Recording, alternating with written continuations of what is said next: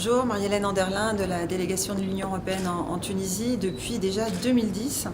Donc le Parge a été construit au fur et à mesure des gouvernements tunisiens d'après-révolution avec des objectifs très ambitieux.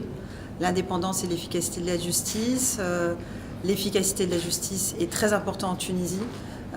Pour le justiciable, donc c'est aussi l'accès à la justice, à un procès équitable dans des délais raisonnables, mais aussi la réforme de l'administration pénitentiaire, sachant que le nombre de détenus en préventive dépasse celui des condamnés.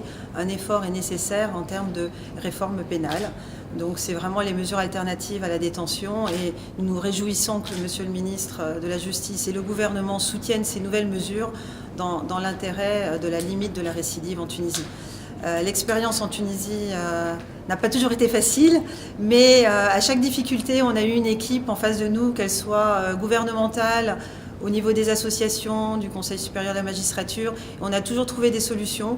Aujourd'hui même, lors du comité de pilotage, ce comité a réuni tous les acteurs institutionnels importants pour la réforme de la justice, que ce soit le Conseil supérieur de la magistrature dans ses 3 versions judiciaires, financières et administratives.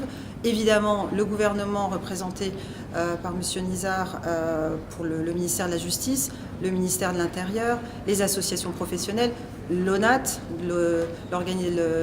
l'Ordre national des avocats tunisien est essentiel pour la réforme. Les acteurs de la réforme de la justice, c'est aussi les greffiers, les notaires, les huissiers, et puis aussi les organisations internationales qui soutiennent le Parge. Donc je remercie tous les partenaires tunisiens. J'ai eu très belles années ici.